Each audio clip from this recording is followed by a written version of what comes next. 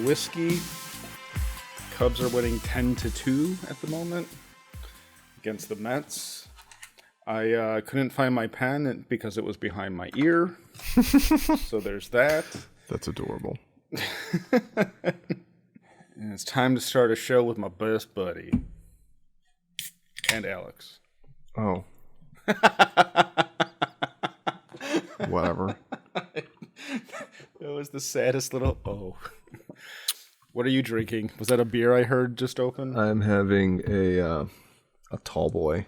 I got a 1.9 ounce Bud Ice Premium. Bud Ice Premium. What is a Bud Ice Premium? Is that the kind where it's like ice filtered or whatever? Yeah, and it's 5.5%. Ooh. I wanted to actually get a what was that thing called? Mike's Twisted Tea, just to try them out. But they were going for 2 for $5, and I actually saw these at the gas station going for 2 for $2.50, and I'm like, nah, that's no brainer to me. Interesting. The can is very American. It is. It's basic. It screams like early '90s almost. Yeah, it almost looks like the logo to a hockey movie. Oh God. Or a hockey team, for that matter. Yeah, hockey movies. That's a genre that doesn't exist anymore. And I think the venerable genre of hockey movies, composed of the Slapstick Mighty Ducks and the Mighty Ducks. And what's that? Believe or Miracle? Miracle. Well, it's like Slapshot, Miracle on Ice, or Miracle, and then the Mighty Ducks, which I think there's a fourth one now that Disney Plus did. The Mighty Ducks 2? No, they have Mighty Ducks 2, and Mighty Ducks 3, and now they have one that's on Disney Plus. That was like direct to Disney Plus, which was like. Is Emilio Estevez in it? I think he has a cameo. A cameo? Get the fuck out of here! I hate when they pull that shit. Yeah. What else does he have to do? What important things is Emilio Estevez working on right now?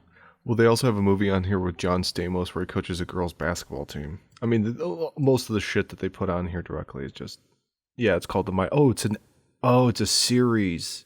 Fuck. Fuck. I wanted to watch a movie. Episode 4 but is he at least? He's in a bunch of episodes. Yeah. It says God, he looks bloated. He's like cocaine bloated. Oh, it's got Lauren Graham. Who's Lauren Graham? She was like the mom on Gilmore Girls.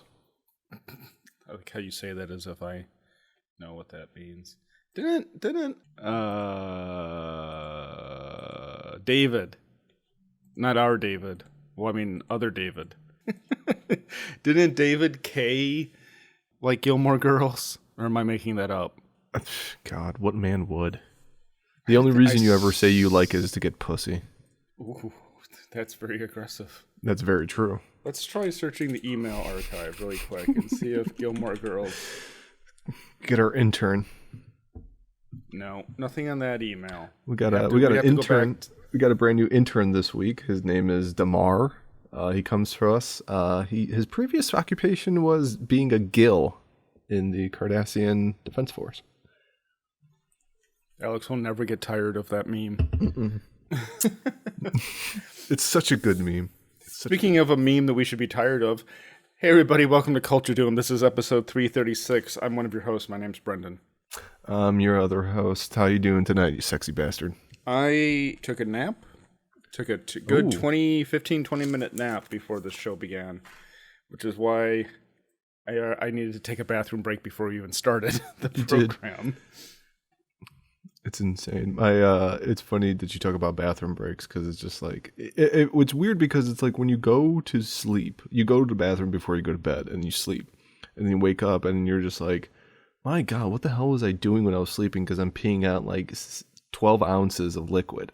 Yeah, I'm at the age. It's very unsettling. I wake up to use the bathroom now fairly regularly, and then it's hard to get back to sleep because all of the the disappointments and futility of life come rushing to me at 4:45 in the morning when I'm up peeing. Then I just lay in bed staring at the ceiling for a while. Yeah. So it's a nice ceiling. I've never. Is it what kind of ceiling is it? Is it textured ceiling? Is it? Don't act like you don't know what the look of my ceiling is. Is it a cream color or is it like an ivory? Because whenever I'm more in there, an ivory. I'm never there during like daylight hours. Yeah, it's always bathed in the warm glow of my living room. Yellow light. It's very soothing. Light. You know what's funny is that speaking of lights, we're doing sleep training now for Nicholas, and he's got a little sleep training. What does that do? Basically, he's saying like, "Hey, we got you this special alarm clock that you have different colored signal lights, like nightlight lights, and whatever, there's a face on it, and whenever the face kind of goes to sleep, it's like, okay, now we're done reading books, we got to get in bed and stuff like that.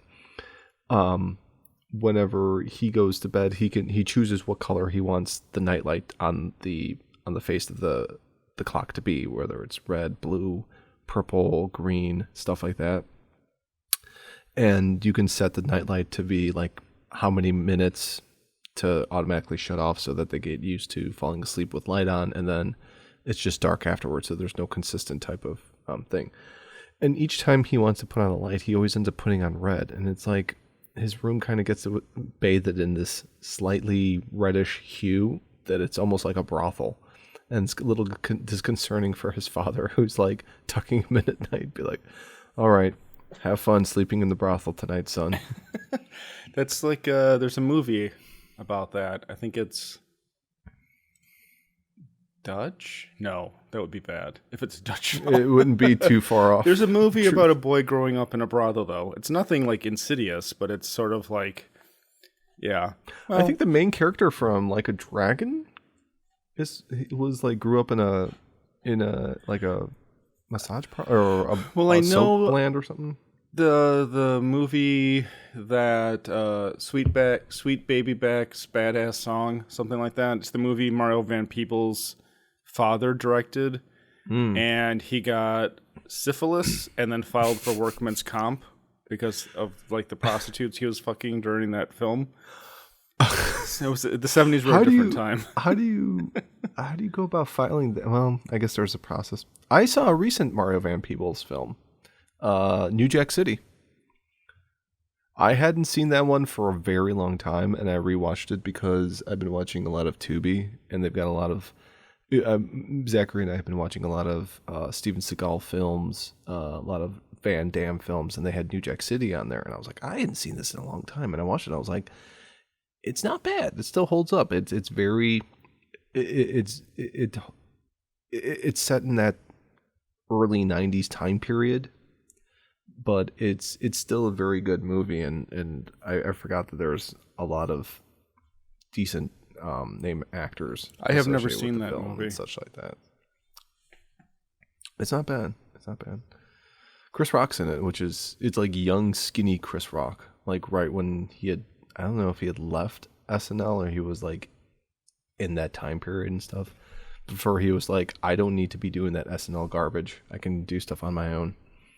Melvin Van Peebles contracted gonorrhea from one of the actresses during filming of the sex scenes in the movie. He applied for compensation from the Directors Guild because he got hurt on the job and used the money to buy more film. There you go. That's how you do it. But so everyone's doing well, I take it? Yeah, everybody's doing well. How's the youngest one?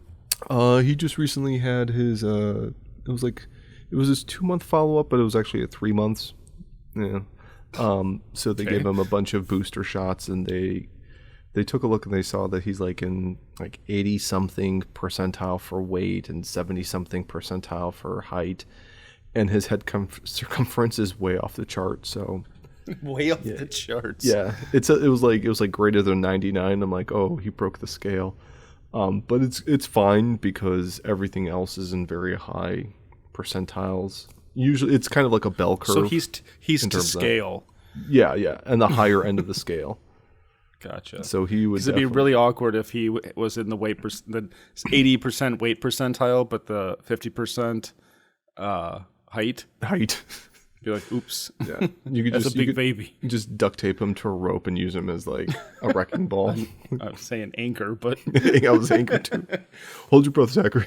jeez. Well, that's good. I'm happy to hear it. Yeah. What's new with you? Nothing. I got my vaccine. Oh, I've been going to bars. Yeah. Was it a single one? Like, because you got the Moderna? Yeah, I got the Moderna one. Is that a single or is it a double? It's a double. Okay. So you got Although another one coming up. allegedly it's 80% after the first week, or maybe it's 2 weeks, it's 80% effective. And then you get the booster that will make you sick for 24 hours that bumps it up to 95. Yeah, yeah. Well, thankfully, Erica got her second on Monday. And I've been keeping an eye on her, and she's been, apart from being, irritated that you're stalking her. Yeah. I'm just picturing Alex constantly being like, "Are you all right, honey? Are you all right?" And like being very doting, and Erica being like, "Get away from me." I come by with like a medical chart and be like, "All right, here we how go. you feel? Time to check in and check my watch and be like, Take your fever," and then she's like, puts out your tongue, and you're like, "No." I'll have to do this rectally. The old-fashioned way. The old-fashioned way, as God intended in the Garden of Eden. Bend over, Eve. Bend over, Eve. He's like, I'm tired. It's like, nope, you can't have this going on in the Garden of Eden. Get out of you too. Where's the fire sword? Yeah, it's not. You're not. There's some kind of joke there to be made about not being able to do it in the Garden of Eden and having to do it in the back alley. But I wonder if. That was a joke. Oh. See, Alex, the Garden of Eden, back alley. Back alley, yeah. Whatever. Go on, what were you wondering? I was just wondering if God in the Garden of Eden, since he knew all and saw all, he was kind of like the Eye of Sauron. Just kind of this giant eyeball. Yeah, it's not intimidating. No.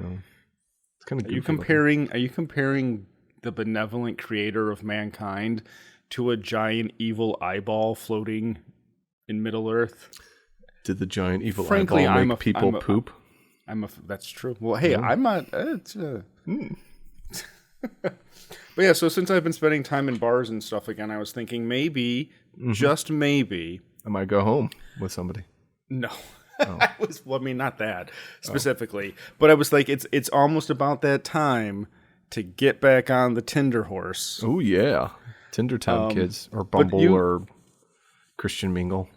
Yeah, it's just about time to get on the Christian Mingle. Wait, is our time? Is that what we're supposed to be using? Is that for elderly people? We're getting there. We're getting there. FarmersOnly.com might be another one. You might be interested in. Farmers Only. How do you know about all these dates? How do you know about Farmers Only? Because I would see commercials on TV sometimes. Get yourself a fine-looking country gal. It concerns me because the only people that live around you are farmers. Yes. And you're telling me about farmers.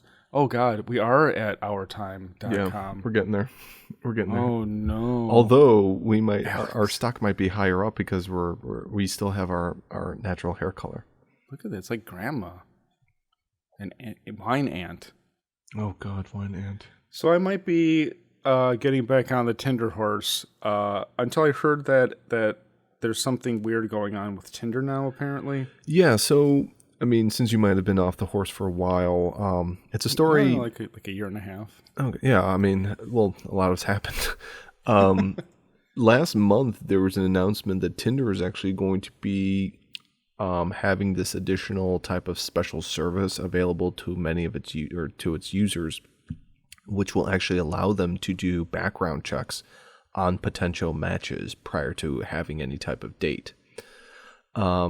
Basically, the reason for this is because there was a bunch of stories and articles and events in which people that had actually ended up going on dates with some of these people found out that the person they were going out with was a psychopath. And there was a bunch of I don't know about murders, probably been murders, but there was a bunch of rapes and some guys getting stabbed or something like that and things like that, which kind of prompted the company to basically kind of add in this additional service and layer of protection, I think, for the users, but then also on their own end for their own legal benefit, so that nothing gets back to them if people end up utilizing them afterwards as kind of like the proprietor of setting up this whole thing and not having a type of security for their users in case they go on dates and stuff. And it's as a result of Match.com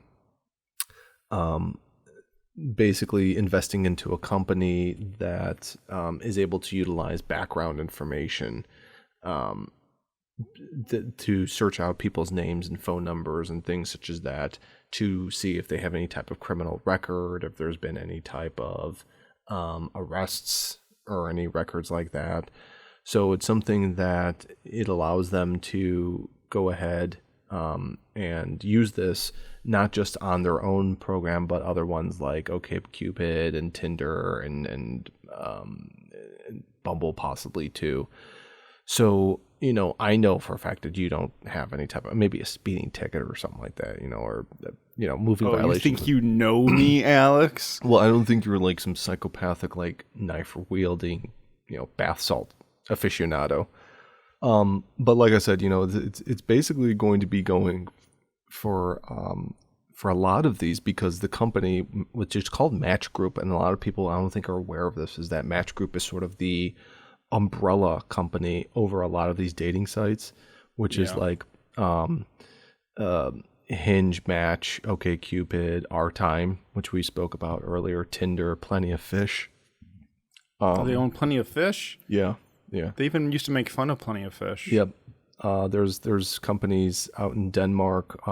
There's Lexa, which is a Dutch company. They just have like 24 of these, and each one is sort of tailor-made to a certain demographic or a certain market. Yes. So since they have invested in this company, this Garbo company, it allows them to basically, I would assume, in all of those dating sites to be able to use this background check. There are certain things they said that they're not going to disclose, like any type of information about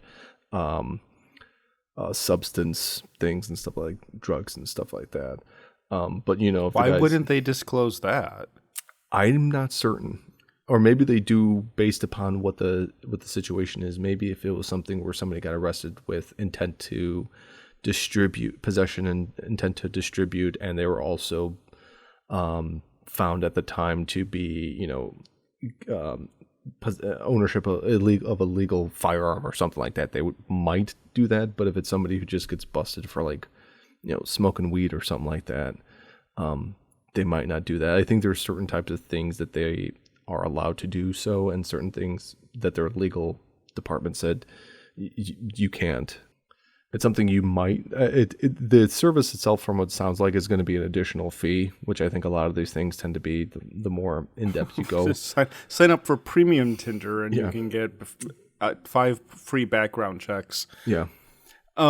So as not a woman, I doubt I would ever even consider using this because a little bit of excitement. I mean, it's like I feel like there's this. You never were able to do random background checks on people in like 2006 and 2007 when you meet somebody. Yeah, or even back in the 90s or 80s if you met somebody randomly at a bar. That's what I mean. That's what I mean is that like you meet somebody out in public and or even when you're on OkCupid in like the early mid 2000s, you couldn't do this stuff. And so it's a little bit of, I mean, how much information do you need on somebody? How much of a profile do you need to date someone? I don't know. It just seems like at a certain point, it's like the baseball card. It's got all of the stats and figures on the back. Mm-hmm. Like their blood type is, you know what I mean? It's like throwing, throws left, bats left, Well, it's funny because I was trying to think about getting back into this, but at the same time, looking at those profiles again, it was kind of like post-traumatic stress triggering. Yeah, it's like you haven't missed anything. It just picks right back up. It's so awful. It's internet dating so draining.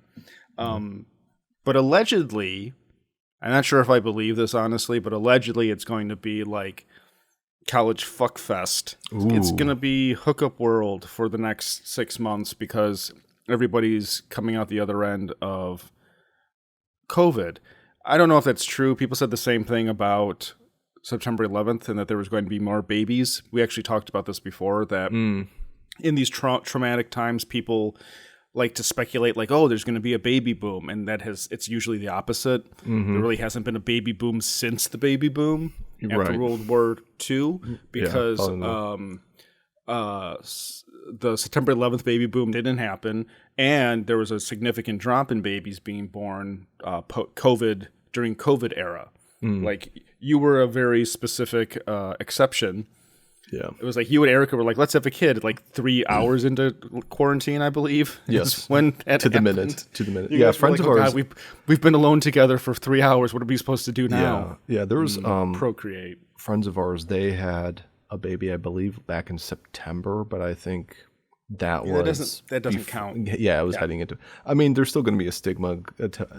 Anybody who was born during the whole period is going to be stigmatized with the whole. Yeah, thing. But your kid was born 9 months after.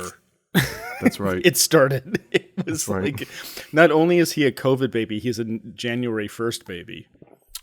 That is true. Yeah.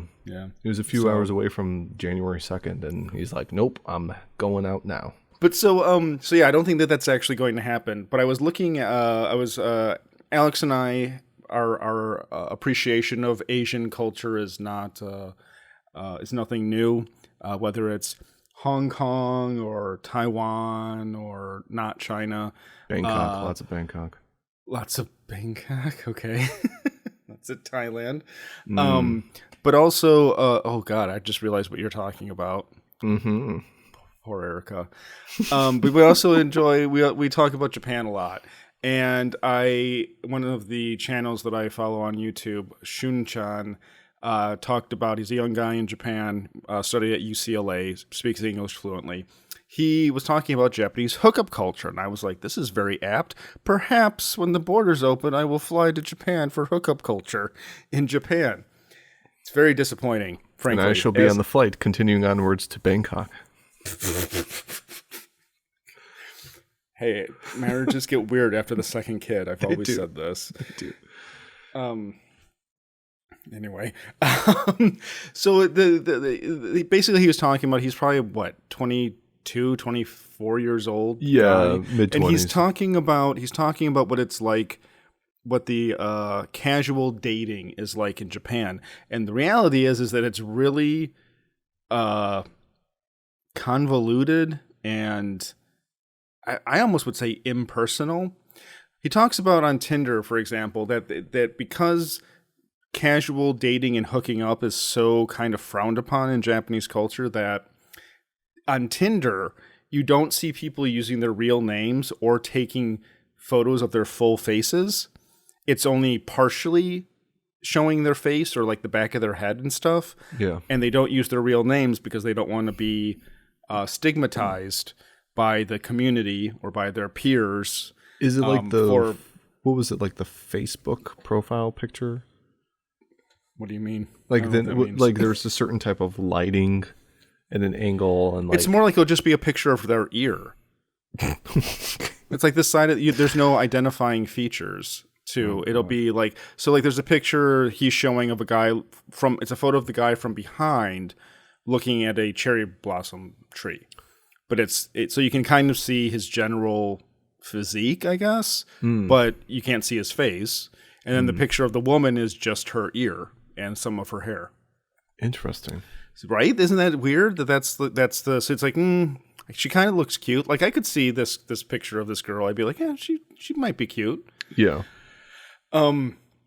But the fact that it's that stigmatized that people would go to those lengths on Tinder, and then let's say you meet up with a girl on Tinder in Japan as a Japanese person. I think with white people it's all weird and different, and you know what I mean? Yeah. It's like they're tourists then. Yeah, they're kind of they're like, what's going on here? Yeah. The reality when you get there is much different from what you think it's going to be. Oh, is that so, Alex? Yes, that's why you continue on that flight to Bangkok. It's different for you. But you were there with your brother. What was going to happen? Yeah. So let's say as a Japanese guy, you get lucky on Tinder and you match up with somebody, and you think her ear looks really cute, and she thinks the back of your head looks nice, and you go meet at an izakaya and have a couple of drinks and some skewered meat, and you're like, I want to make a move and see, like, maybe we should take this party back to my place, right? Yeah. No, big X, no, you do not do that, or she's going to think you're a serial killer who's going to murder her. You do not bring ladies back to your apartment in Japan, apparently, according to this Japanese guy who lives in Japan and is Japanese. What do you do? You go to the Love Hotel. You say, "Hey, would you like to? Do you want to? It's something like, do you want to rest? Do you want to take a nap or something?" Yep. And they'll say, "Yeah, I could take a nap." Yeah. Do you want to go have some rest? Is what you say. Do you want to take a rest? Okay, and then what do you follow it up with then? It means nothing. If they say yes, then you're like, okay, let's get out of here. And then you walk down the street to the nearest Love Hotel. And then you have to figure out how much money for what room you want to spend. And basically you only do it for, it's not an overnight. No, it's several, like an hour. No, but you can do an overnight. You can. If you're with your wife. But if you're with a girl you just picked up, you don't do an overnight. That would be weird. You do an hour or two. Mm-hmm. That's weird to me. I wouldn't want to do that. There's no romance. It's like there's not supposed to be any romance if you're going to a Love Hotel. Yeah, but like I need a little bit of like, I don't know. What about a soap land? I just wouldn't want to be. I wouldn't want to take a girl to a hotel. That's like, it's like you're cheating on your wife. You'd be well suited then for a soapland visit. What's different if I'm paying for a lady? It's different. But if it's a date, even if it's not going to be anything and we're just going to see each other one night, I still don't want to just be like, let's go to the hotel and have sex and then never talk to each other again. I don't know. At least it'd be like, do you want to come back to my place? It just seems so impersonal to do it at a hotel. I think that's kind of what those hotels are kind of meant for. I know. In that sense. It is what Alex, come on. We both know that's what they're meant for. That's true. But it's interesting about them not wanting to take them back to their place. I think it's because I would think they kind of want people to, I think that idea is that your actual domicile is meant for people that you actually know for a period of time and are in a standard relationship, while I think the Love Hotel is just sort of like, I don't know if there's anything in the future for us. I don't think there is, but let's still make fun of what we're doing right now. It's funny because any time that I've been with a lady briefly, there's only one time I can think of where they went home, and I never have, because I feel like that's rude to be like, hey, thanks. I'm a head out. You know what I mean? So I don't know. It just seems it's very Japanese. Like, I get it. Yeah. It is very like, thank you for your services. I will go now. It would never work here in the U.S., unfortunately. I don't think it would. Yeah, unfortunately. Yeah. I wouldn't want it to work in the U.S. My cultural sensibilities make me find this very unappealing. Even as someone who generally enjoys Japanese culture, I would find this very off-putting. It would be a good, well, since it would work for the demographic of people who want to live in one of those communal pod type of like places that are sort of like youth hostels, but they actually just rent out a bunk bed. Because if you did that, then it would be kind of awkward afterwards. Well, yeah, it's like the people who live at the 24-hour internet cafe. Though that's different. Yeah. But if you've got an apartment in Tokyo, I don't know. Just saying. Yeah. I'm just saying, Japan, maybe lighten up a little bit. Mm-hmm. I appreciate your relatively conservative sensibilities with this, but I think that I think it's okay to bring a lady home with you. Then you guys can play video games afterwards. Well, I think there's also this idea that if something were to go south, but it's like the safest fucking country on the planet, and they're worrying about getting murdered by a killer. Yeah, well, the thing is, like, the police there kind of, they kind of fudge the number sometimes. It is by far safer than the US and many other countries, but there are some things that go on there that the national police don't necessarily report on, and will kind of choose to report on things if they ever disclose information and figures and numbers of stuff. What does that mean? What are you referring to specifically? Are we talking like murderers or rapists? Yeah, or stuff like murdering rapists? Yeah, Okay. or possible like human trafficking, illegals. Really? Yeah, especially from the Asian mainland. So there's stuff that they kind of don't really talk about and things like that. I mean, the official figures are still much lower, but I mean, I'm just saying that an American woman has a much higher chance of me murdering them in my apartment than a Japanese woman has that the Japanese dude taking her home would be murdered, right? Mm-hmm. So anyway, as appealing as the idea of flying to the land of the rising sun and taking some concubines is, I have a feeling that I would fare only slightly worse than I do in the United States. Yeah. I don't know how do I phrase that as a joke? Only slightly better? Point is that nobody wants to come home with me anymore because I'm elderly. And I'll just have to subscribe to that Own-A-Hole service it's a new Own-A-Hole every month. I will send you a list of highly rated personal favorites of mine. Well, it's like it's like, you know, those, it's like the Loot Crate, but for Own-A-Holes. So every month they send you a crate. That would be amazing. With 4 different Own-A-Holes in it, one for each week. That's what they're fucking missing on.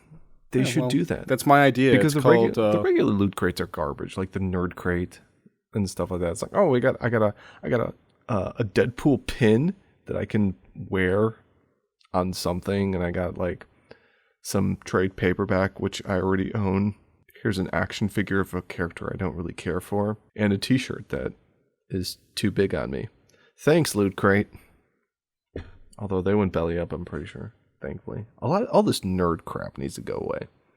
It's called Kanashi Crate, which means sadness crate. So subscribe for only $50 a month, and we'll send you 4. That's a little over the $10 in Own-A-Hole. That's pretty cool. Then you can compare and contrast. It would be kind of like a whiskey tasting. I wonder if there's a never mind. That's dirty. It's dirty. I was gonna say, I wonder if there's like you know how like they have the Japanese pornos where there's like 8 women and the one guy going down the row. Yes, you know? Yes, with their asses poking out of like holes in the wall. I wonder. Yes. I think we're talking about the same porno. Do you need a number for that one? I can give you the number here. But I'm wondering if they ever did one like where he's rating each one. I don't know if you'd be able to tell the difference. Rimming each other? No, like penetrating. Oh. I don't know if you'd be able to tell the difference. Between vaginas? Yeah. I don't know. It would be interesting. It'd be interesting. Because I don't think that most women, I think in general, besides like significant size differences, I don't think women would be able to tell the difference between men if it was just like, if they were blindfolded. Yeah. Yeah. I don't know. Well, you ladies, know what? I think Serbian film might actually confirm that. Yes, that's not written by a man. Can you tell which eye socket from another eye socket? Well, I definitely could tell if it was a vagina, I think. Mm-hmm. Compared to an anus? Well, yeah, compared to an anus, for sure. Completely different. I meant completely, like, compared to an eye socket. I mean... What about an electrical socket? Well, I'm, like, even picturing, like, any, like, wound. I think you can tell. I'll take that bet. Give me an eye socket, a butthole, a vagina, and then just some kind of an Own-A-Hole. I could. Yeah. I like to think that I could. What if it's warmed Set this up for me, Alex. Set this up. Next time I visit, just wheel out a box with different openings. I'll be holes in putting it. out a casting call on Craigslist. Oh no! Speaking of gonorrhea, Can I get some workers' comp for that? you know what's cool about syphilis is that it can make you crazy. Did Al You can, Capone you, have you syphilis? can go syphilis crazy. I don't know. I don't know much about Al Capone. Okay. I can look He it got up for busted you. on tax evasion. Of all the things he got, he got busted on those tax evasion. Yeah. Capone was first diagnosed with syphilis while serving his 11-year sentence for tax fraud. He was also diagnosed with gonorrhea and was suffering from cocaine withdrawal. That's a rough time in prison. Wow. He was kind of like a Roman emperor almost then. Oh, diagnosed with neurosyphilis in 1938. Yikes. Well, that all kind of ended pathetically for him. Yeah. Well, at least the ride was fun while it lasted. And then the syphilis set in. Until he got syphilis from it. Then he couldn't remember. Speaking I of was a crime boss, huh? Speaking about fun facts about historical figures, Alex. Yes, Brendan. Do you know what time it is now? Yes, Brendan, it is once again our episodic dose of Professor Alex's fascinating factoids and other such trivia. whatever. You could put in the thing there. So Oh, that's where I put it in? Yeah. I'm glad that you mentioned that to me. Otherwise, I would have been so confused. okay. Thank you, Director Alex. You're welcome. You know what's funny is I always found it funny when I listen to like sometimes documentaries or interviews with people in the film industry, and they always refer to them as the DP. It's like, okay. Okay, so you were not wrong. And the reason though that I didn't react is because I have been listening to that joke for 15 years. It's like the men in the industry do not grow tired, especially since a lot of them are older at this point. So there's that comment where what's funny to boomers is funny forever. Yeah, it's a dad joke. Yeah, so the joke never goes out of style or out of fashion for them. Yeah. So the jokes of we need a new DP or that DP wasn't very good. I think we can get a better DP. How many DPs do we need? We'll use one DP one day and then I'll have another DP the other day. And it's like all of that stuff. And then there's always the guy who's like, oh, you think you can take more than one DP? It's like, how about some DVDA? It's that, and it's like, okay, all right. Yeah. Trying to set up a shoot, but you want to talk about double penetration. Yeah. But it's to be fair, it's pretty funny. It is. I like it. I it's that classic dad old man jokes. They're good. I want to hear some fascinating facts. All right, we got some fascinating ones this week, kids. And this one is to do with a very popularly known item called the tomato, which isn't specifically a vegetable. I've never heard of a tomato. Oh, have you heard of a tomato? Ah, I've seen tomatoes as big as willies. that is a deranged tomato. I think he's got syphilis on the brain. Dear Lord. Anyways, going back. You were talking about tomatoes. The tomato plant. The tomato goes by the name of the Solanum lycopersicum. It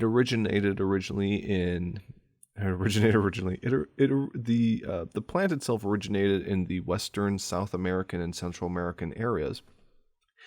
And due to the consistent discussion that you might know, ever since we were kids, about how people were saying, oh, it's a vegetable, and then people were saying, oh, no, it's actually a fruit because so-and-so and so. According to scientists, they actually refer to it as the berry of the Solanum plant. So the tomato itself is technically a berry. Now, you might not think of it as a berry, but based upon the actual design and structure and internals of the fruit, I guess you would call it, of the tomato ball, I guess. as Nicholas calls it. He's like, tomato The ball. tomato ball. It's round. What's a circle? It looks like a circle. Yeah. It's actually a berry, which is But wouldn't a berry be a fruit? it would be. Okay. Yes. Which Well, then they that's kind good. of refer to. I mean, I don't think it's called like a fruit, but they kind of. I think since they call it a berry, you think of berries as strawberries, boysenberries, blackberries, so stuff like that. It's an interesting factoid. Whatever. I did not know that it was a berry. Okay, Thank now you do, Professor. Now you I know. What, don't get mad at me. I'm running a respectable institution here. Our second factoid is regarding a piece of technology and vehicular technology. The oldest known chariots that have been discovered, according to archaeologists, were found in burial mounds of the Santasha culture of modern-day Russia. They also carbon dated them and believe them to be approximately 2000 BC in origin. So we got about 4,000-year-old chariots, which is quite fascinating, especially since you always associate chariots more with like ancient Rome or ancient Egypt. Roman. Yeah. It's all because of Ben-Hur. Yes. What? Why did you say it like that? I just said yes. I think we're like, yes. Like, Sorry. no, it's okay. You're just casually dismissive. It's fine. It's like all the women in my life. It's okay. Well, at least I'm not gonna want to do a background check on you. I wanna live the adventurous life. The thing about getting a background check done on you means that at least the woman was interested at one point, so I don't have to worry about that ever. I don't know if they tell you. I don't know if they would actually inform you that you had a check done on you. No, but I mean, but the girl would still have to be interested to begin with. Oh, yeah. So that wouldn't. I don't have to worry about that. Yeah. And our last factoid has to do with the Alpine country of Switzerland, and in regards to the Swiss having an actual flotilla of military patrol boats. Even though that they're a landlocked country, they do maintain a very small maritime navy consisting of a bunch of patrol boats that are pretty much used to search and rescue roles in their lakes that border the country itself.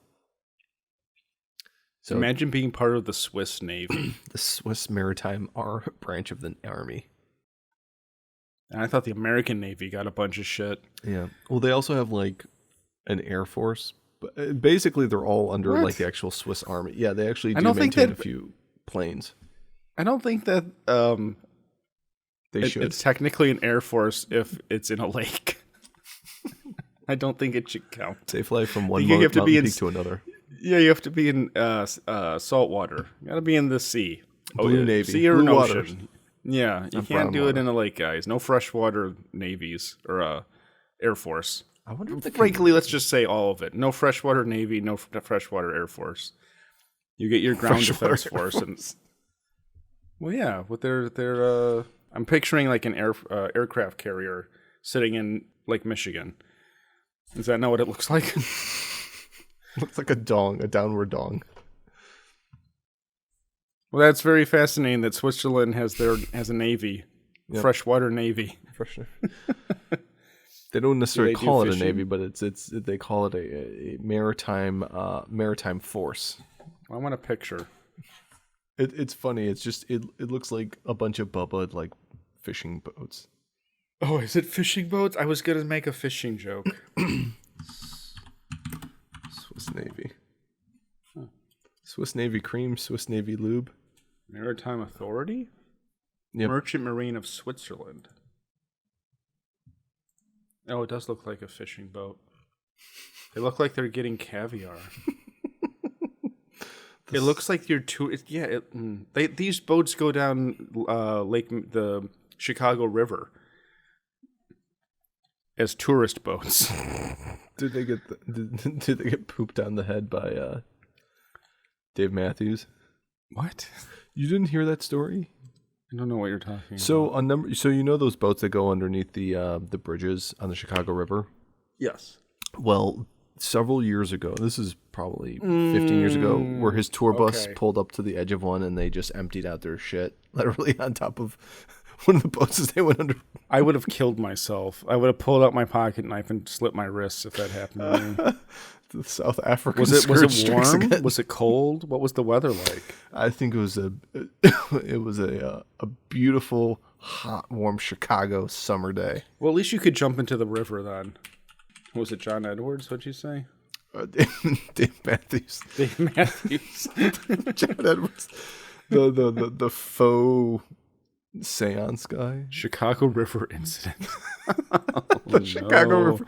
There's a St. Valentine's Massacre. Oh, it does look Chicago like the River. boat though. It was the Chicago's Little Lady boat. Bow. And it actually, Alex, it actually looks like oh, that's not the link that I meant to send. I wanted to send you the God, image. they're all a bunch of seniors from like Winnetka. Right? But that's what the Swiss Navy looks like. It would just say Switzerland's Little Lady. They dumped 800 pounds of human waste. Wow, what the fuck were they sitting on that shit for? Literally. Incident. Oh my God. Oh. Yeah, my wife and I we drove. It went into their mouths. It went into their mouths. Oh my God. My wife and I drove down from Zion for the day, and we had this lovely day. We were going to go down the Chicago River, and it was a peaceful day, and then some asshole went and shit. Yeah, it was August, so And that's some Chicago summer. According to the Illinois Attorney General, passengers aboard included persons with disabilities, elderly, a pregnant woman, a small child, and an infant. The filing also describes the incident further. The liquid waste was brownish yellow in color and had a foul, offensive odor. The liquid human waste went into the passengers' eyes, mouths, hair, and onto clothing, personal belongings, many of which were soaked. Some of the passengers suffered nausea and vomiting as a result of exposure to human waste. I would have killed myself. And probably everyone else on the boat. It would be like it would have been the end of that movie, The Mist. Yeah, I would have just started screaming and stabbing, so that nobody would have to remember what had just happened, and I would just be left with like a broken pocket knife, and I wouldn't be able to end myself. So I'd just be crying and like stabbing myself with a broken knife, God. covered in poo. That is funny. All right. Well, on that note, we're going to take a quick break, and I'm Big going Dimes to pour Daily. extra large. I'm going to pour a very large glass of whiskey To get the taste out of your mouth. to get the image out of my mind. Oh, that's funny. That is just wow. So if you're anything like me, do the same, and we'll be back right after this. Oh, Hey, sleepy baby. sorry. Sleepy baby over there. Not me. I took a nap. I took a nap. I'm like the king of the 3-year-olds. I took a nap. I can stay up till 10 p.m. tonight.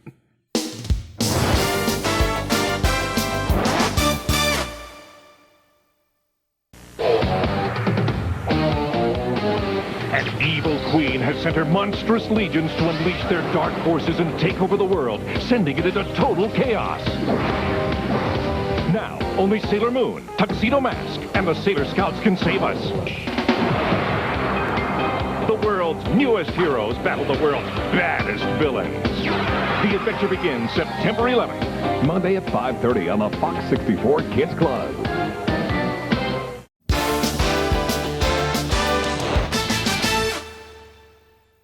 So while we were on break, Alex, I had to take my formal mask out of the cup of water that it was soaking in as I was cleaning it and dry it for tomorrow so that I can look professional, wear my professional mask at work. And Why it made do me- you I have was- to have it in a cup of water? Just to clean it. I let it sit with like soapy water. Just let it sit for a few hours. Oh, you don't just Febreze that shit? No. Oh, You Febreze? You just Febreze it? yeah. You don't actually clean it?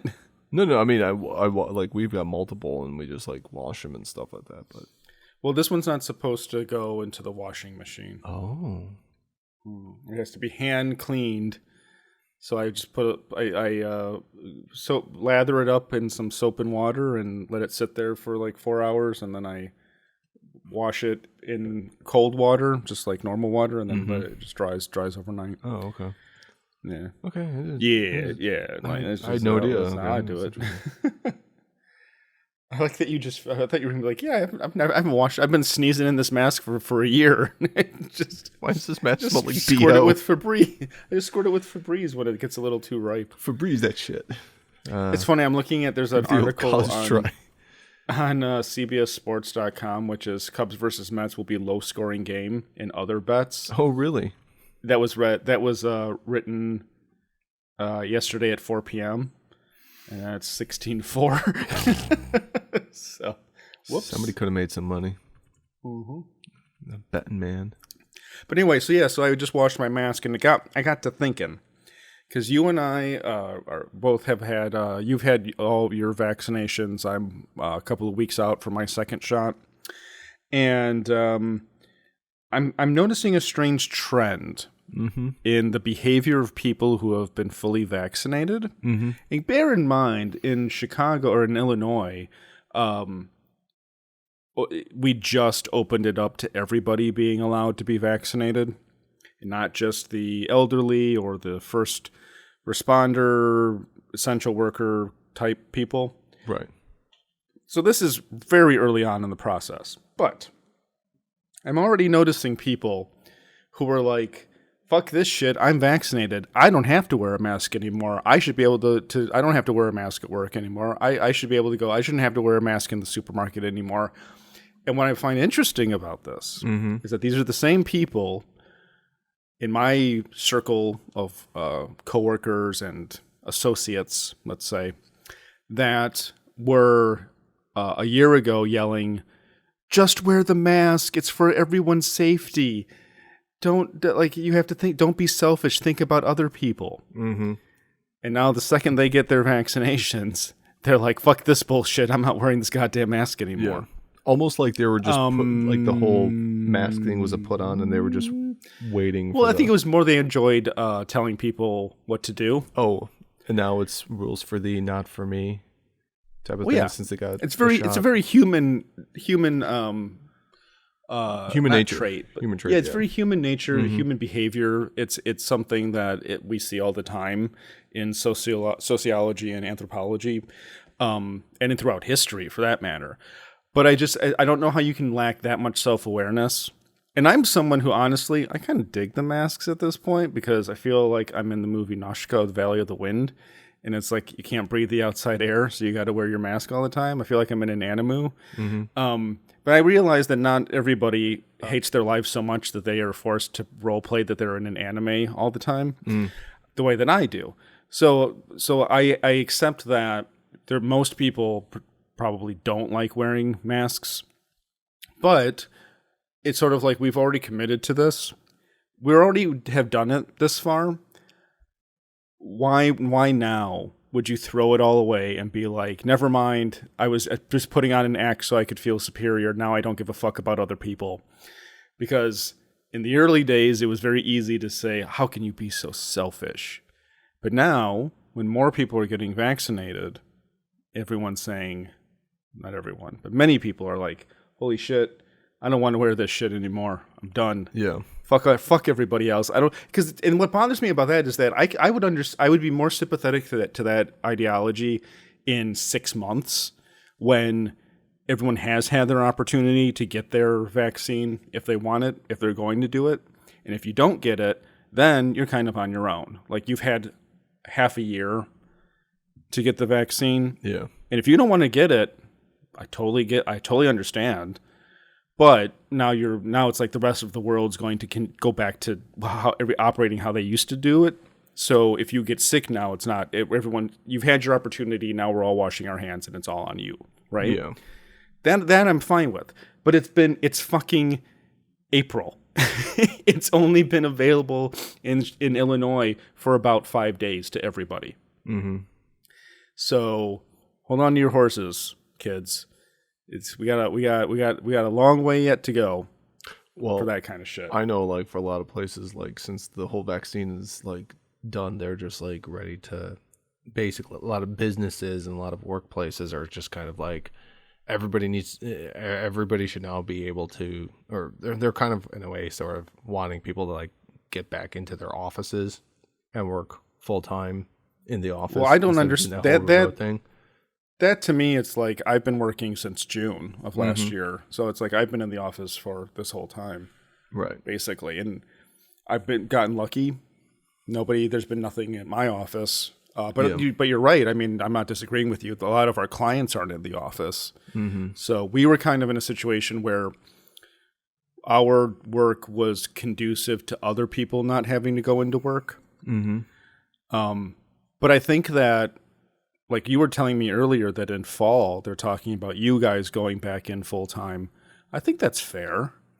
Yeah. I mean, I'm still going to try to do my bestest to work remotely, just because I'm kind of like, I don't want to go back in the office because. Well, no, I know that. Yeah, that whole thing. but that's not. But a lot of. They I just don't understand what's the excuse for you working from home. Basically, realization that everything I can do right here at my desk. No, I understand, but what from a business owner standpoint, why would they give you the option to work from home? Why would they? Yeah.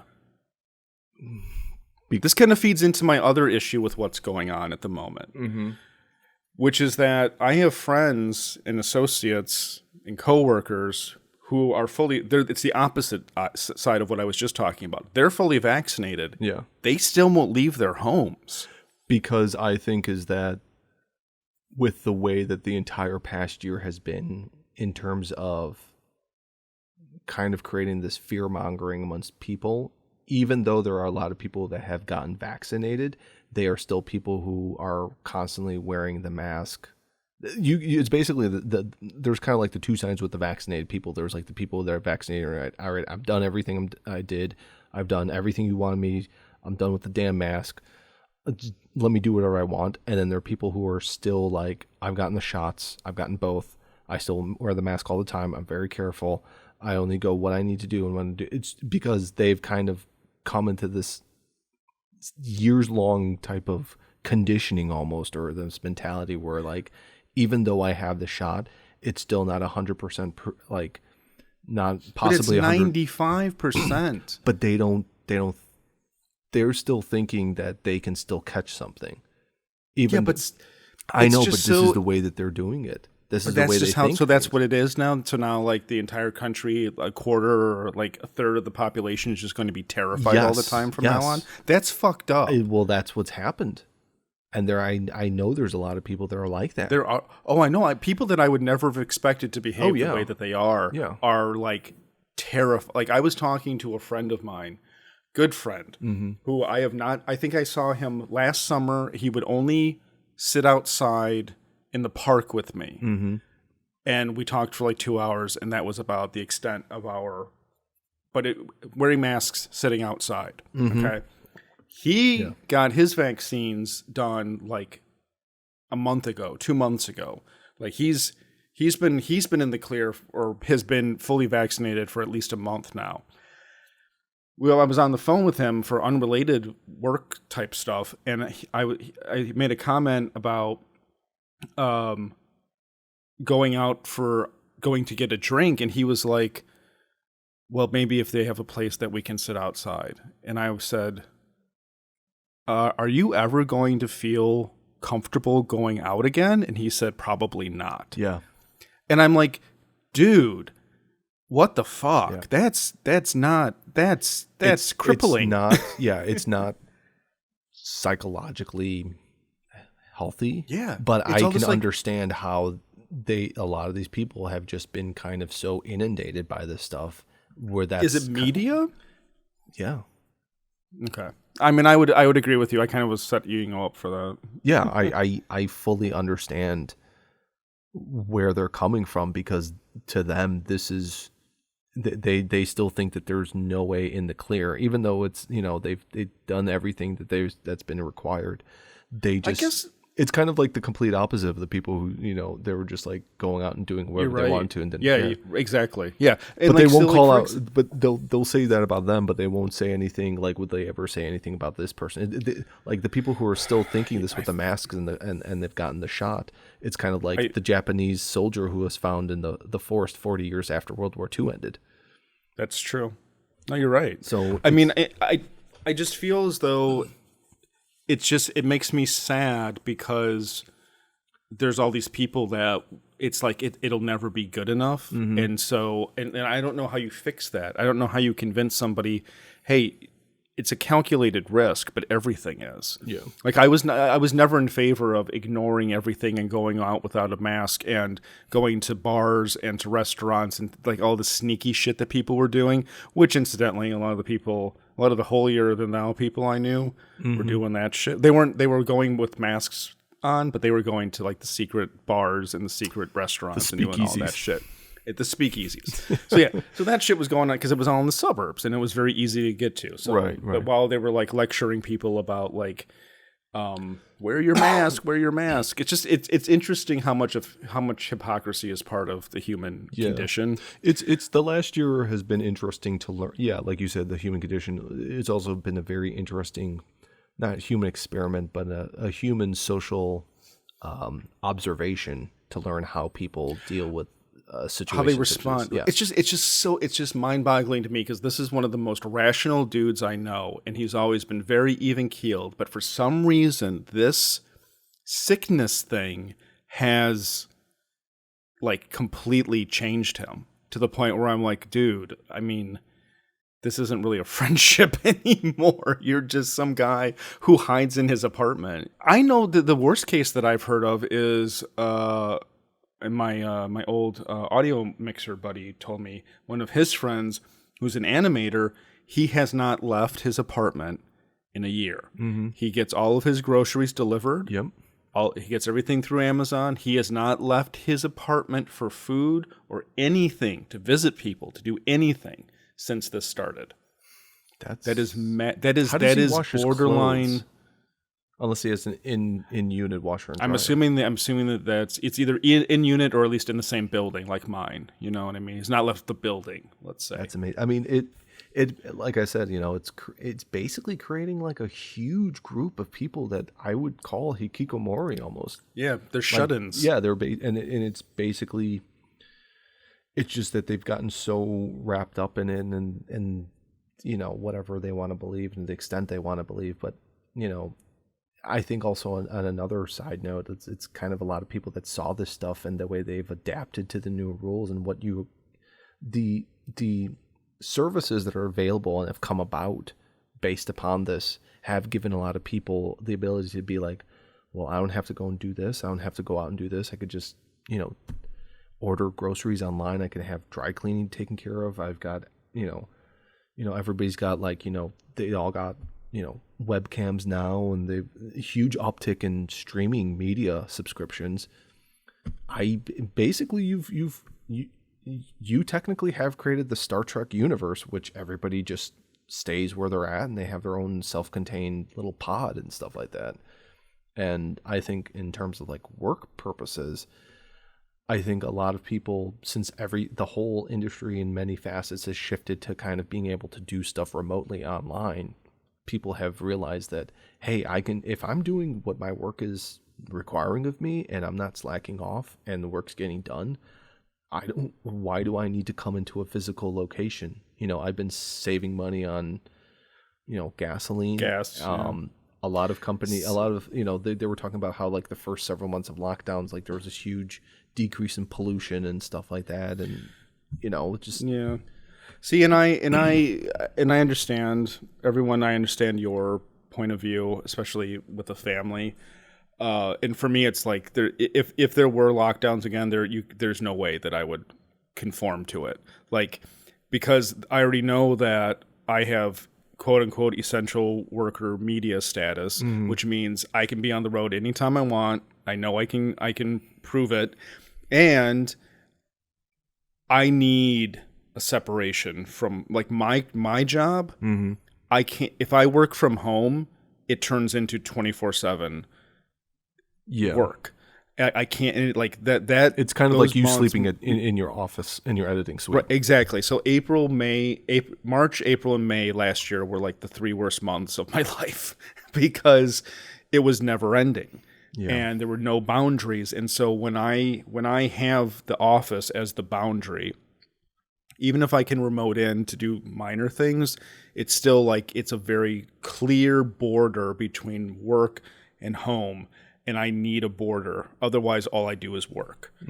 So for me, it's like there's no fucking way I would ever work from home in this context. Yeah. I kind of threw the idea around with Erica, but like, because I mean, like going into this whole thing, I was like, I'm like, I was thinking like maybe doing like a hybrid thing, like a few days in the office and a few at home and stuff like that, just to kind of change of scenery.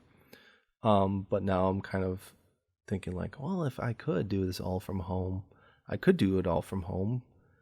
And I don't think many companies kind of have any type of legal recourse at this point that would allow them to say like, no, this person has to come in and we're requiring them to do that. And it's like, well, you didn't require them to do that over the past year. I mean, yeah, there was like the whole COVID lockdown and stuff, so some people had to do that. But it's like, if you take a look and see that everything's been going perfectly fine, you can kind of still keep it that way and stuff. It kind of then also the ball goes back into the court of the company to say, okay, well, explain to me how exactly it's so much better if I come in and do stuff here in the office as opposed to working from home. And it's like, is it just basically to keep tabs on me? Because it's like, yes, it wouldn't be anything different from what it was prior to this. I mean, the thing about this that makes me suspicious of you, Alex, is that it seems like most people who work from home... 3 full Yakuza games. Yes, productivity plummeted. Mm-hmm. And just anecdotally hearing what people are talking about their coworkers saying, where they were like, oh, if I have to go into the office on Monday, then when am I supposed to do my laundry?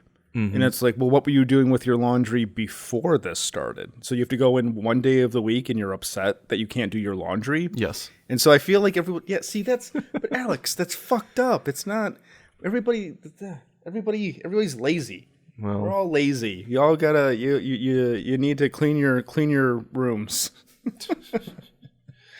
Anyway, the point is that all I wanted to say was everybody, I know we've had a rough year, all right? I get it. I'm sorry. It sucks. It's terrible. But we got to start thinking about like pretending things are going back to normal, please. Otherwise, I'm just going to do it by myself. I'll be sitting at the bar alone as usual. Mm-hmm. So, but I would really like one of you to come up and take a seat next to me. So, anyway, that's all I really wanted to say about vaccines. But I think you had a lot you wanted to say about Japanese tokusatsu. Oh, so anyways, yeah. So since we were talking about basically, staying at home this whole time, I've been able to, kind of binge watch a lot of shows. And with me being on paternity leave now, I've come to realize that Ultraman is actually a really damn good show.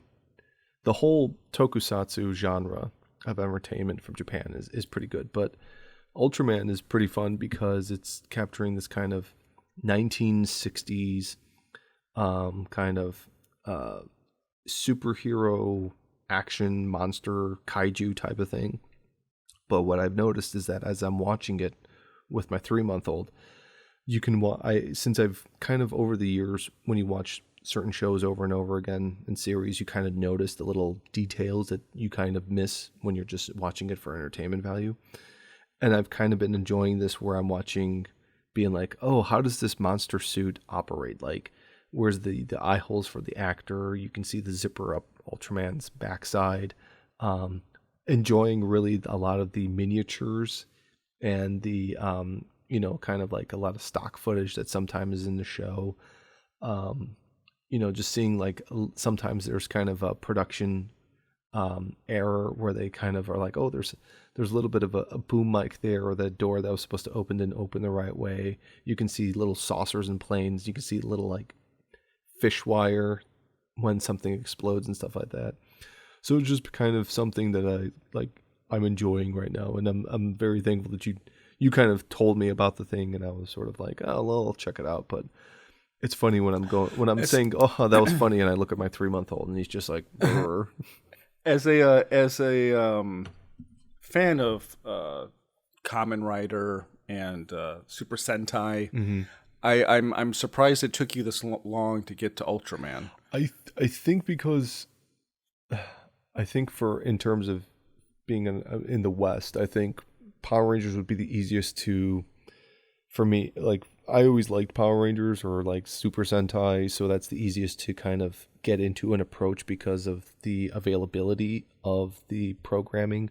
Kamen Rider is probably the second most, but it's a different type of audience and some of the writing and ideas behind it and stuff. But then when you get to Ultraman is definitely, because those two first franchises I believe are done by Toei. Ultraman is done by Toho, and a lot of the monster suits are kind of repurposed suits from much of the Godzilla movies. So you kind of are being like, oh, that's a Godzilla suit, but it's been repurposed with this and this. I don't think Ultraman, oddly enough, considering it started back in like the mid 60s, it hasn't had that type of cross-Pacific kind of exposure as the other two series have. Power Rangers for a much longer time. Kamen Rider has had like 1 or 2 shows in the US as far as I know. But it's also a long-lasting thing. Ultraman is also different because there's a lot of the episodes, for the most part, is just them trying to solve the mystery, and then the last 5 minutes is the actual battle, as opposed to some of the other shows which has action throughout it. So it's kind of like a slow burn with a big payoff at the end of each episode. Yeah, it's like they were saying, because you were asking me about his little alarm clock that goes off, and it was something about how they figured that each battle would be a 10th of the episode, so it would be a 3-minute battle, and so then to up the drama in the battle, they kind of arbitrarily did this 3-minute warning thing that happens to Ultraman to give it more drama. So that's what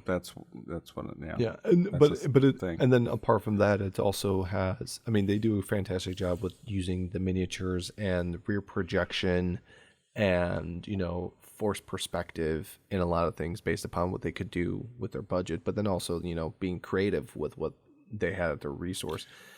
And then how many episodes have you watched? I finished Ultraman. Okay, well then, and now we're doing Ultra 7. You basically tricked me into reviewing this. This was supposed to happen next week, but since I watched like 4 episodes last night before bed, and to reacquaint myself with the show. So you enjoyed the original Ultraman, 1966's Ultraman, yes, which was preceded by a series called Ultra Q. Except that Ultraman's not in Ultra Q. Right, and Ultra Q. It's the original Ultra series, but it's not Ultraman. Yeah, they're kind of all the Ultra series, but then Ultraman himself kind of doesn't show up until the second series, which was in color, but the Ultra Q is done in black and white. Right. But yeah, I would say it's a 4 out of 4 for me personally. Oh wow! It's my first time watching it, but I really so greatly enjoyed it. And it's interesting because the actor who plays the captain in that series also plays a character in the original Kamen Rider series. So it's really cool to see him. And then the actor who plays Arashi in Ultraman, in the very next series, which is Ultra 7, he plays a character on like that version's like science patrol team, but he's a completely different character, which is very weird, I think, for people who are also watching the show too, because they're like, well, it's the same actor, but he's playing a different character. It's like, okay, it kind of is. It's sort of like if you cast William Frakes to play Riker, and then in DS9 he comes in. Oh, it was like Worf. Like Worf is, Worf in TNG, and then in the next series they're like, we're gonna have a Starfleet Klingon officer played by Michael Dorn, but he's not Worf. And it's like, why? That makes no sense, But it's little things like you notice stuff like that. But yeah, it's been fantastic, and it's definitely it's also different from Kamen Rider and Power Rangers, because Kamen Rider is just normal sized characters, and then Power Rangers have the giant robots and stuff. But then Ultraman is all just the large kaiju monsters and stuff. And some of the designs are very unique, and trying to figure out how do they do the roar, like what's the roar sound like, what is it based upon, and going on a wiki page and learning more about stuff. So it's been a fun experience so far. Well, Ultraman was my first exposure. I know you were talking about that Ultraman doesn't have a lot of exposure in the United States the same way that Power Rangers had. Mm-hmm. But for me, my first experience with Ultraman was on a Sunday morning. I was like, what's my cat doing? On a Sunday morning, it's like I got up a little bit too early, and so it wasn't the normal, not Saturday morning cartoons, which was like the A team of, Fox Kids Club and ABC programming. Like, though that was the good cartoons were Saturday morning. Sunday morning was the Channel 50 WPWR syndicated like Double Dragon cartoon, and like just Mr. the Bogus. kind of they were like the shitty. God, I forgot about Mr. Bogus. Everybody did. Mr. Bogus. Was it King Arthur and the Knights of the Round Table? Like the one about the high school team that went back in time. All Beast of Wars those was shows. Beast Didn't Wars Mr. Bogus have a claymation version that played between? Yeah. Yeah. Okay. So it was the syndicated weird kind of like C grade animation, but it was still Sunday morning cartoons. But I accidentally got up too early. It was maybe like 6 a.m. or something, and fucking Ultraman, dubbed Ultraman from 1966 was on, and I was enamored by it because it was so clearly foreign, but also clearly badass and very different from anything I had seen up until that point. This was before Power Rangers. This was before, there might have been some Kamen Rider stuff that I saw randomly, you know what I mean? But it wasn't, I didn't have a concept of what that was at that point. But right. Godzilla, like I knew Godzilla, but this was fucking giant Silverman beating up Godzilla. Yeah. And it was super cool. And like his little poses and the laser that came out of his forearm, like all of that shit. So I was really into that. Maybe it was like 8 years old, 7 years old. But I didn't know what it was, so it wasn't like, oh, I love Ultraman. It was more like, I liked that thing I saw that time. And then later on found out, probably when it came to DVD or, the internet, basically, advent of the internet, I found out what Ultraman was. And that's when I got into Ultraman and started, getting into the lore of Ultraman and the camp, the delightful camp of Ultraman. It has nostalgically, I have to agree. And Alex has just recently watched it. I'm really speaking from memory. I haven't watched the full series in probably a decade. But yeah, like it's a 4 out of 4. It's a soft nostalgic memory for me for Ultraman. Yeah, and it's still lasted to this day. That's the amazing thing with a lot of those series, which I unfortunately I kind of wish that, I'm glad that it's unique enough that it comes from Japan and the way it's kind of done and stuff like that. So it's had this fan base for decades, quite literally. Most of these shows for like 40 plus years. But it's something, and I kind of wish that we had that in the West, but. In the U.S., but we kind of unfortunately don't. But thankfully now with, the power of the internet, streaming services or even, Amazon or any type of, ordering site that sells like DVDs and stuff like that, you're able to actually be able to get a lot of this stuff. And it's pretty entertaining. Like I said, I want to still continue watching all of them as best as I can, what's available. I watched them on Tubi.com, which is like a free streaming site. Yeah, I was surprised they have a lot of them. I was surprised by how good the quality was. It looked fantastic. I was looking at It looks better than my DVD rip that I still have. I think it's a 720p. Yeah, when I look at it, it looks a lot. Yeah, I was just like I was blown away by something that looks that fantastic and stuff. But then they also have like, I'm pretty sure all of the 90s and maybe like the early 2000s Power Rangers series, like the Super Sentai from there. And then I kind of wish they had more Kamen Rider because they only have 2 Kamen Riders. They got the original series from 1971, I believe it was, and then they have Kamen Rider Kyugo from 2000, which kind of brought back Kamen Rider because from I think like 1990 to 2000 there was no Kamen Rider at all. They did like a handful of films and they were just like they tried something different and it didn't work out, and that's how Power Rangers became even more popular in Japan. And then when they came back with Kamen Rider in 2000 with Kyuga, that got popular again. So now they're kind of hand in hand, even though they're created by the same guy and they're both in the same company. They kind of complement and do crossover stuff. But Ultraman is something that, you can definitely tell it's Ultraman when you see him and stuff like that.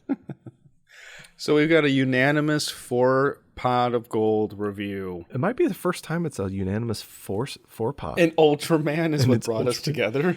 I mean, a dude in some dudes in rubber monster suits. It's just, but that's what's magical about it. It's like you watch it and you're like, I know it's a dude in a rubber suit, but you're just like, and what's unique about it too is that when I watch him fight, he's not like doing kung fu martial arts. It's more like grappling and wrestling and submission moves. And then, he's got like the laser blast out of his hand and stuff like that.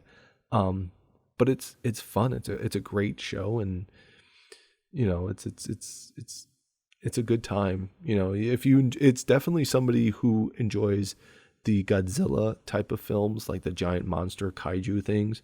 This is something that they would definitely enjoy also, because in a lot of the Godzilla films, there's a lot of build up to the eventual, monster fight.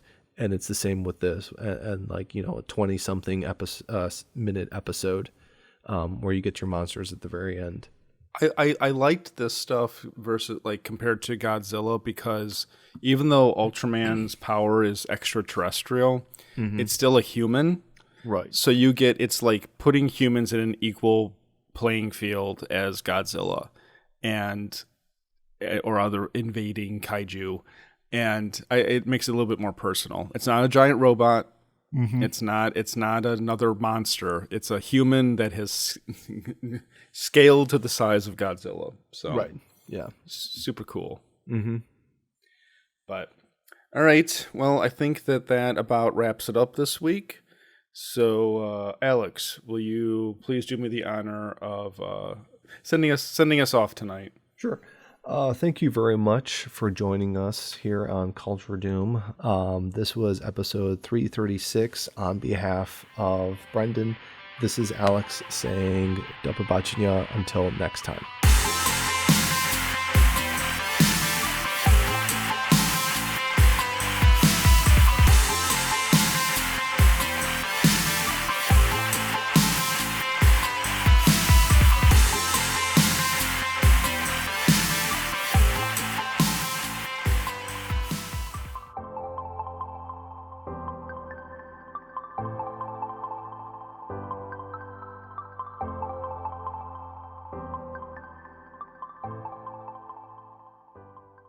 I've seen tomatoes as big as willies.